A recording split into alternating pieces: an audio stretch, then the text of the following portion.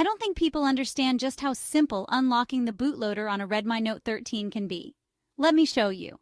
First, enable developer options. Go to Settings, About Phone, and tap the MIUI version multiple times until you see you are now a developer. Next, enable USB debugging. Head to Settings, Additional Settings, Developer Options, and switch on USB debugging. Now it's time to get an unlock code. Sign into your MI account on the Xiaomi website and apply for an unlock code with your device info. This might take a bit.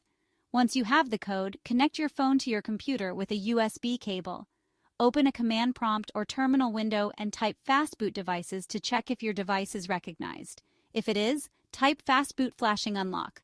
Follow the on-screen instructions on your phone to confirm. And there you go. You've unlocked the bootloader on your Redmi Note 13. Now enjoy the freedom to install custom ROMs or root your device. Just remember, this might affect your device's stability and security.